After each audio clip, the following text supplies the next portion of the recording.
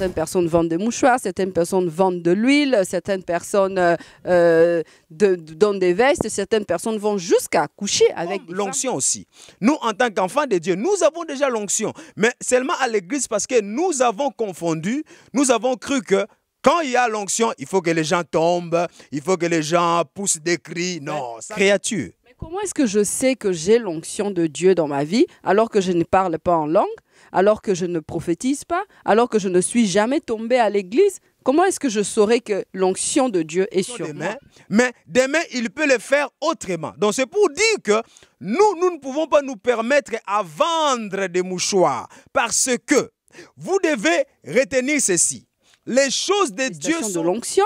Pourquoi avant que la manifestation de l'onction se fasse, ou du Saint-Esprit, pourquoi il faudrait d'abord que les pasteurs puissent imposer le main sur cette personne? Mesdames et messieurs, bienvenue à cette émission Podium de vérité pour le compte de votre site locoleacongo.com. En tout cas, nous vous remercions pour votre fidélité. Vous êtes toujours là, en train de nous soutenir, en train de regarder cette émission qui naturellement vous bénit. Aujourd'hui sur le plateau, je suis accompagnée de mon frère, de mon collègue, le missionnaire Placide de Jésus, et ensemble avec le pasteur Jari Mouegad, allons vous parler d'un thème qui est très important. En tout cas, je ne veux pas m'attarder dans mon introduction. Je veux directement passer, je veux donner l'honneur à mon collègue, le missionnaire Placide de Jésus, qui va introduire cet homme de Dieu qui veut nous parler de l'onction. Pourquoi l'onction? En tout cas, qui a besoin de l'onction? À qui est destinée cette onction? Vraiment, je ne veux pas prendre beaucoup de temps. Sans plus tarder, je passe le micro. Je dis merci à ma collègue, la sœur Juliane, journaliste d'onction. Aujourd'hui, nous allons encore une fois de plus recevoir l'homme de Dieu, le pasteur Jari Mouegad, qui est le pasteur le berger de l'église Le Rocher de Rotterdam. À passage, je salue la pasteur Trésor Opango. Avant de passer le micro à notre invité, parce que je regarde notre émission Podium de vérité, nous disons quand la vérité parle, les mensonges s'étaient.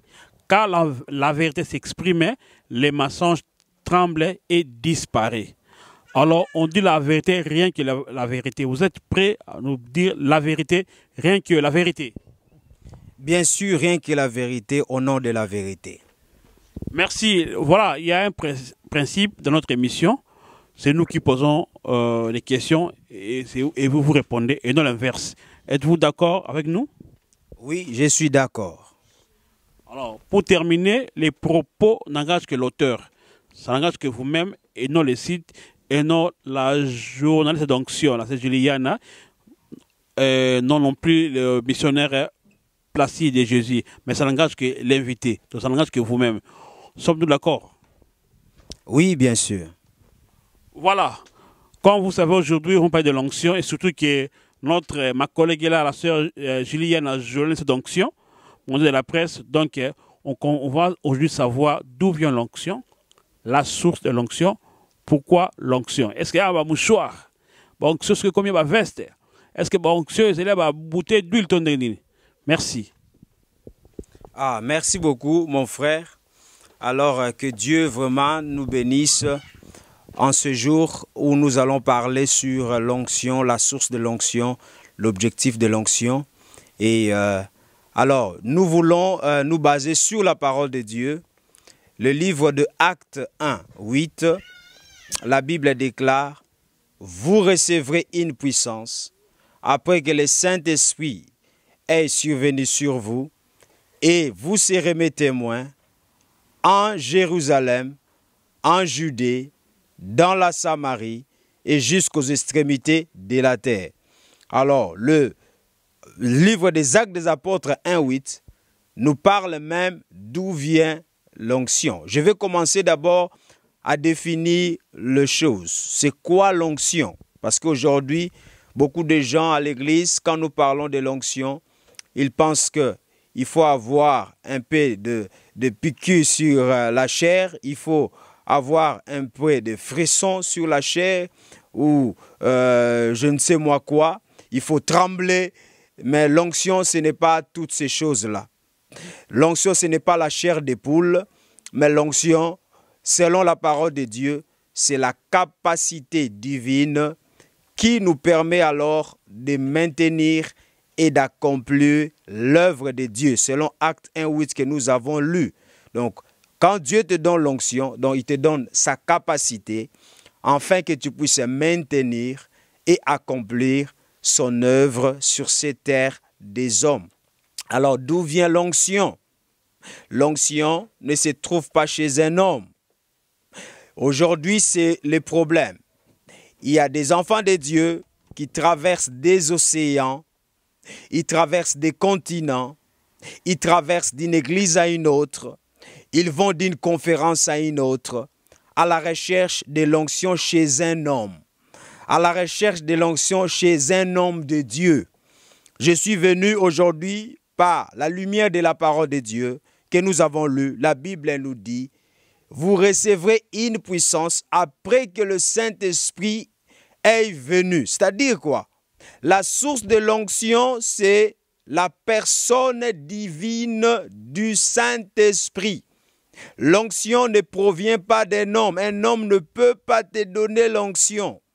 C'est lui qui donne l'onction, le producteur de l'onction, les donateurs de l'onction, la source de l'onction, l'origine de l'onction, c'est la personne du Saint-Esprit. Alors aujourd'hui, c'est le problème à l'Église. Souvent, quand nous parlons du Saint-Esprit, les gens parlent du Saint-Esprit comme une chose. Les gens confondent le Saint-Esprit avec un mouchoir, avec l'huile, avec de l'eau. Non, le Saint-Esprit n'est pas l'huile. Le Saint-Esprit n'est pas de l'eau. Le Saint-Esprit n'est pas une chose. Le Saint-Esprit est la personne divine. Alors, quand nous lisons 2 Corinthiens 13, la Bible nous dit que la grâce du Seigneur Jésus-Christ, que l'amour du Père et que la communion du Saint-Esprit soit avec nous. C'est-à-dire, si tu veux l'onction, d'où vient l'onction? Ça vient du Saint-Esprit. Et quand est-ce que ça arrive? Toute personne qui a reçu Jésus-Christ comme Seigneur et Sauveur, dès l'instant où tu invites Jésus dans ton cœur, le Saint-Esprit vient avec toi. Ensemble, il vient avec l'onction. Donc, l'onction vient automatiquement à l'intérieur d'un chrétien lorsqu'il reçoit le Seigneur Jésus-Christ. Donc, pour dire, ne traverse pas des océans pour aller à la recherche de l'onction, mais accepte seulement Jésus-Christ et l'onction viendra en toi par le Saint-Esprit. Gloire au Seigneur Jésus-Christ. Je ne sais pas si jusque-là, missionnaire, vous avez déjà une question ou je peux continuer mon exposé. J'aimerais que vous continuez et puis nous allons poser les questions à la fin. Voilà. Merci beaucoup. Je vais alors continuer. Alors, je dis ceci. Aujourd'hui, à l'église, ce que je vais dire, c'est très important. Quand tu comprends qui est le Saint-Esprit, c'est alors il te pourra donner cette onction-là et il pourra t'amener dans une grande dimension par rapport à l'onction. Alors, le Saint-Esprit, il est une personne divine. Vous savez, des fois quand nous disons une personne, des fois il y a des gens qui ne comprennent pas. Et je vais expliquer aujourd'hui, je vais donner des bases à propos de ce qui fait de quelqu'un quand nous disons une personne. Ce qui fait de toi une personne, c'est 3 choses principales que je vais citer. Les émotions, l'intellect ou l'intelligence et le libre choix qu'on appelle volonté. Donc, pour qu'on appelle quelqu'un personne, il faut qu'il y ait, cette personne-là puisse avoir les émotions, il faut qu'il y ait un intellect et puis le libre choix. C'est ainsi on nous appelle, tel que nous sommes là, nous sommes des personnes. Et le Saint-Esprit, il est aussi une personne divine. Alors, si tu veux vraiment comprendre sur l'onction, mieux vaut aller à la recherche de la connaissance du Saint-Esprit. Et quand je dis une personne, vous savez, une personne a des émotions. Le Saint-Esprit a des émotions. Quand tu lis par exemple Éphésiens 4, verset 30, la Bible nous dit « N'attristez pas le Saint-Esprit ». Je n'ai jamais lu dans ma Bible où on nous dit n'attristez pas le Père ou n'attristez pas Jésus. On nous dit n'attristez pas le Saint-Esprit de Dieu. Pourquoi? Parce que le Saint-Esprit, c'est la personne la plus sensible ici sur la terre. Le Saint-Esprit, c'est la personne la plus importante sur la terre. Pourquoi? Parce que Jésus n'est pas sur la terre. Jésus est au trône à la droite de son Père. Le Père est au trône dans le 3e ciel. La personne qui est avec nous, la personne la plus importante sur la planète Terre, c'est le Saint-Esprit. Parce qu'il est avec nous. Et le Saint-Esprit, il a aussi une volonté. Par exemple, quand tu lis 1 Corinthiens 12, la Bible nous dit que c'est lui qui donne les dons selon sa volonté. Donc, c'est ça fait de lui qu'il soit une personne. Et aussi, le Saint-Esprit, il a un intellect, il peut réfléchir. Dans le livre de Actes 13, la Bible nous dit, il a dit même, je vais mettre à part Paul et Barnabas. Donc, pour dire que nous devons faire connaissance à la personne du Saint-Esprit. Alors, la meilleure façon de connaître quelqu'un, c'est de te familiariser avec lui, de parler avec lui, de marcher avec lui, d'être ensemble avec lui. Donc la communion avec le Saint-Esprit, ça va te permettre de comprendre sur l'onction. Parce que si moi j'ai déjà le Saint-Esprit à moi, automatiquement j'ai l'onction. Parce que c'est lui qui est le donateur. Au lieu de chercher les dons, moi je ne vais pas chercher les dons, je vais chercher les donateurs du don. Je vais chercher celui qui donne les dons. Alors, moi comme j'ai cherché celui qui donne les dons et je l'ai trouvé, il est devenu mon ami intime, le Saint-Esprit. Alors, je ne vais même pas lui demander l'onction. Il va faire couler, bouillonner cette onction en moi à chaque fois quand moi je viens parler de Jésus, comme je le fais maintenant. Donc voilà un peu, mon frère, c'est ce que j'ai voulu dire aux enfants de Dieu aujourd'hui sur la source donc de l'onction. Merci beaucoup, l'homme de Dieu, pasteur Jarimoué Gad, peuple de Dieu. Vous avez entendu la source de l'onction. Je laisse d'abord la parole à ma collègue, la sœur Julienne, à la jeunesse d'onction. Et par après, je voudrais poser quelques questions avant qu'elle clôture son émission. Merci pour la parole, missionnaire Placide de Jésus. Pasteur, nous sommes vraiment émus par votre exposé sur l'onction, très profond. Par là, j'ai compris que voilà, l'onction ne vient que de Dieu, ne vient que de Jésus, qui est la source de l'onction. Les disciples qui étaient seuls dans la chambre haute, Jésus-Christ leur avait dit avant qu'il s'en aille, il est avantagé que je m'en aille. Le Saint-Esprit surviendra sur vous. Et finalement, le Saint-Esprit est survenu. Les apôtres se sont mis à parler en langue, à prier. Vraiment, c'était l'onction. Mais dites-moi, pasteur, pourquoi alors aujourd'hui, avant que dans nos églises, on remarque avant qu'une personne puisse manifester l'onction, parce que chez les apôtres, ils ont eu une manifestation de l'onction, pourquoi avant que la manifestation de l'onction se fasse, ou du Saint-Esprit, pourquoi il faudrait d'abord que les pasteurs puissent imposer le main sur cette personne-là? Merci beaucoup pour cette question. Alors, je vais dire ceci.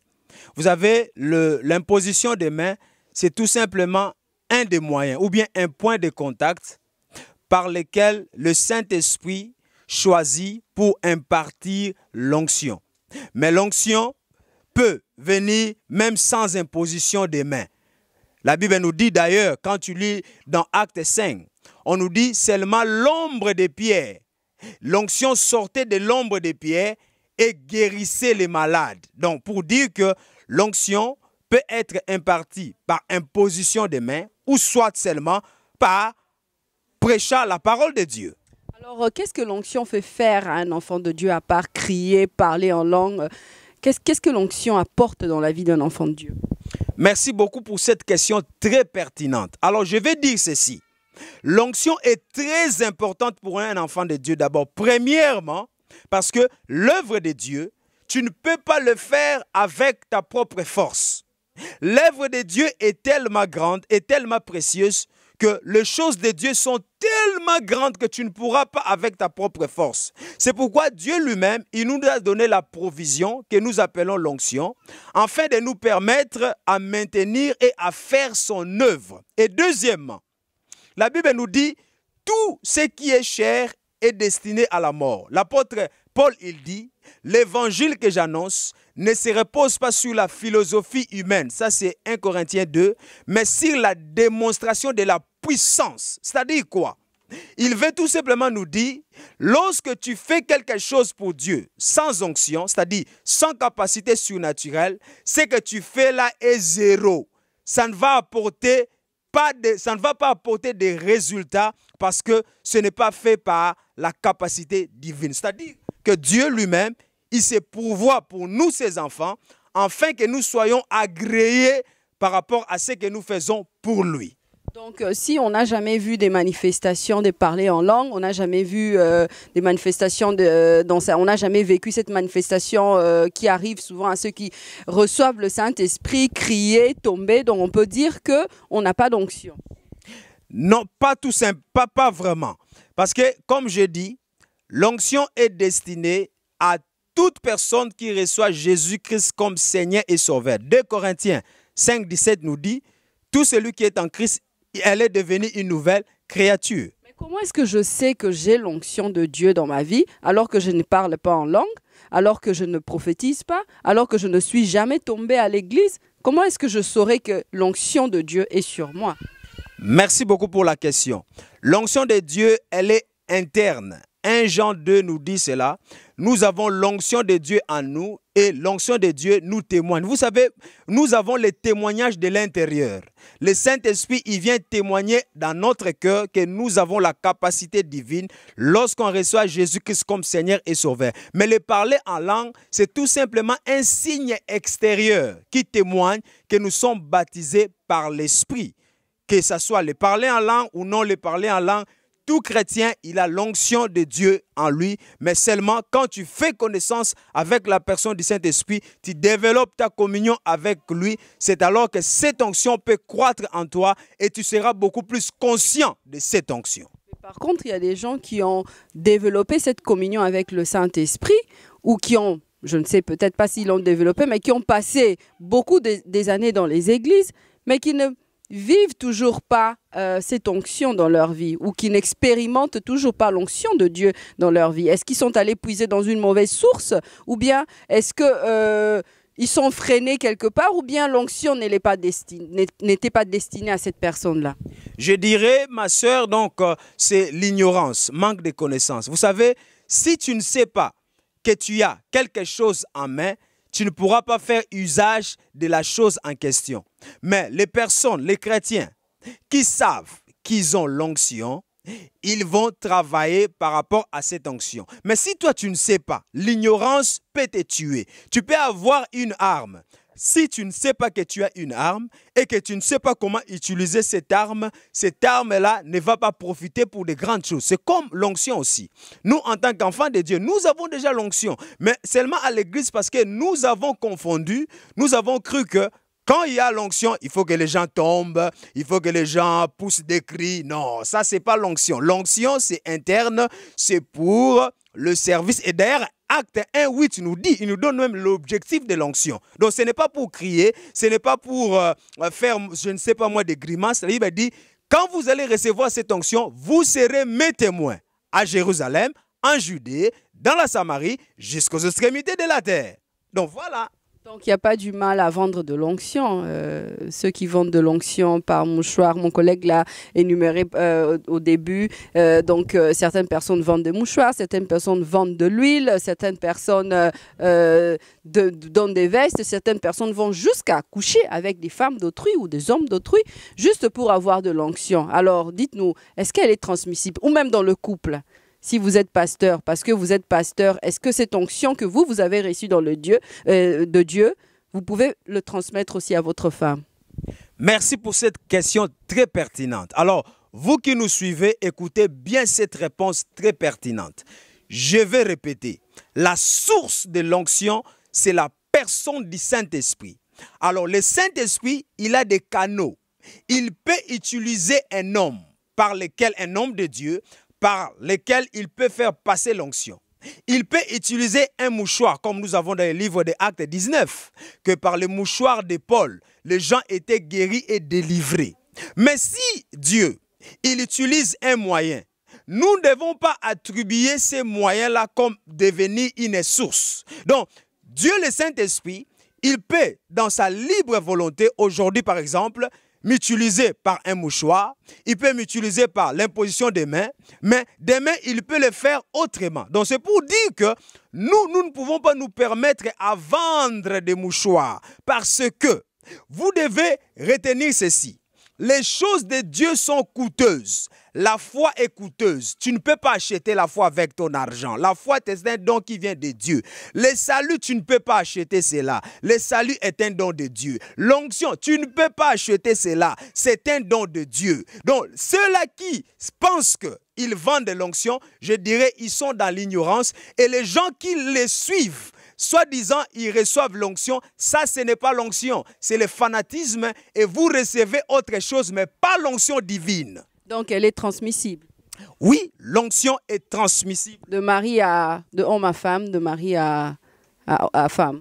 Ça peut se réaliser. Nous avons vu des exemples, comme nous avons vu l'onction qui était sur Élie est descendue sur Élisée, l'onction qui était sur Moïse est descendue sur Josué, l'onction qui était sur Jésus est descendue sur les apôtres et sur nous tous tels que nous sommes là en tant que chrétiens.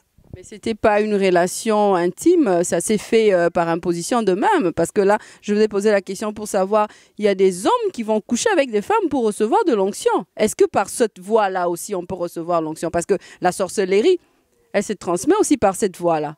Et est-il de même aussi pour l'onction? Non, ce n'est pas de même. Ceux qui font de telles pratiques, c'est tout simplement la sorcellerie satanique.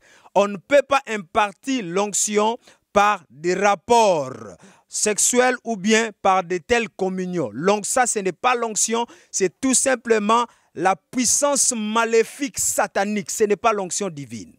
Alors, chers amis de locoleacongo.com, les pasteurs viennent de le dire, hein, rechercher l'onction, prier, jeûner, vraiment développer la communion avec le Saint-Esprit pour recevoir l'onction. Je vais passer le micro à mon collègue, le missionnaire Placide de Jésus, qui a sans doute quelques questions pour poser à notre invité, qui est le pasteur Jari Mouega. Merci beaucoup, journaliste d'onction, la sœur Juliana. Je n'ai pas vraiment beaucoup de questions à poser. Voilà, c'est clair. Je vais vous souligner que c'est la première partie. Et la deuxième partie, nous entendons vos questions pour encore recevoir le pasteur et poser des questions. Seulement, je frappe le collet, la bête le collet, l'onction est gratuite. Vous recevez gratuitement, donnez gratuitement. On ne peut pas commercialiser l'onction, on ne peut pas vendre l'onction. Donc voilà, l'onction des mouchoirs, bouteilles d'huile, veste, tout ça. Donc là, le pasteur n'est pas d'accord. Oui, pasteur, merci, mais il y a un homme de Dieu, hein, il ne voit rien.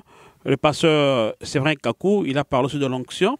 Il dit, si vous entrez en intimité avec Dieu, cela augmente l'onction. Donc je comprends que l'onction peut être augmentée et ça diminue. Qu'est-ce qui augmente l'onction et qu'est-ce qui diminue l'onction? Comment est-ce que vous pouvez traverser une crise d'onction et comment est-ce que vous pouvez augmenter votre onction? Je n'ai pas bien dit la croissance de l'onction. J'aime toujours répondre par de bases bibliques. La Bible nous dit dans le livre des Corinthiens que tu ne seras jamais tenté au-delà de tes capacités, au-delà de l'onction qui est en toi. Et nous trouvons dans la Bible, Ephésiens 3, 20 nous dit ceci, que Dieu va agir puissamment au-delà de ce que nous avons demandé selon la capacité, l'onction qui est en nous. Donc pour dire que l'onction peut augmenter, peut croître en nous. Alors, ce qui fait croître l'onction en nous, la première des choses, c'est 2 Corinthiens 13, 13, la communion avec le Saint-Esprit. La deuxième chose, bibliquement parlant, qui fait croître l'onction en nous, c'est lorsque nous sommes obéissants à la voix de l'Esprit. L'obéissance à la voix de l'Esprit fait croître l'onction. Et troisième clé qui fait croître l'onction, c'est la fidélité à l'œuvre de Dieu. Lorsque nous faisons l'œuvre de Dieu, l'onction en nous peut croître. Parce que n'oubliez pas, l'onction c'est pour les services. L'onction ce ne peut pas pour faire de n'importe quoi. L'onction c'est pour être témoin à Jérusalem, en Judée, dans la Samarie et jusqu'aux extrémités de la terre. Merci beaucoup, Pasteur Jarry. Les mots onction est beaucoup employé, utilisé dans la société. Je ne sais pas si les gens utilisent en tort ou à raison. J'ai remarqué un jour, je voyais une discussion, il y a des mélomanes, des fanatiques qui parlaient, qui faisaient les éloges d'une star, d'une grande star, une grande étoile. Par là, ah, mais il chante avec onction. Il n'est pas un musicien chrétien. Et sa voix ne glore pas Dieu, et ses chansons n'est pas chantées pour la gloire de Dieu, mais il utilise le mot onction. Est-ce qu'aujourd'hui, on peut soigner ces langages, on peut faire l'herméneutique, nous parler de l'onction, comment est-ce qu'on peut employer ça? Même quand quelqu'un chante d'autres choses, il ne chante pas pour la gloire de Dieu, mais on parle de l'onction. Ah, il danse, mais en tout cas, cette vedette, ce monsieur-là, il a vraiment l'onction. Donc les gens utilisent ça à tout moment. Parfois, je ne sais pas si le mot onction est mal employé. Comment est-ce que vous pouvez nous expliquer cette utilisation du mot l'onction partant de cet exemple que je viens de donner? Merci beaucoup. La différence est que nous, en tant qu'enfants de Dieu, nous pouvons tout simplement dire l'onction divine. L'onction du Saint-Esprit, l'onction divine. Quand nous disons l'onction divine, cela vient pour nous montrer que cette onction-là ne vient pas d'un homme, ne vient pas de Satan, mais ça vient de Dieu lui-même. Donc, mieux vaut utiliser ces terminologies, donc l'onction divine.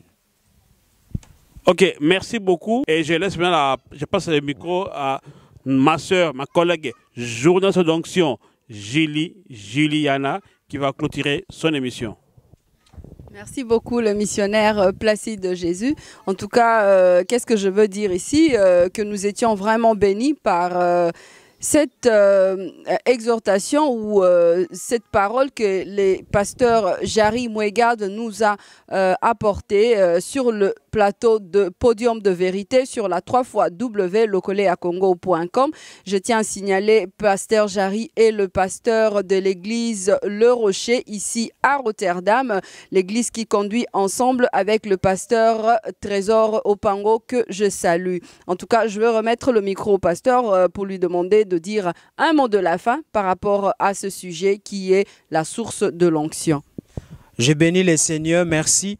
Alors, je salue ma femme, Maman Jordina, et qui me soutient vraiment dans ses prières à la maison. Et je salue aussi mes enfants spirituels qui m'ont accompagné aujourd'hui.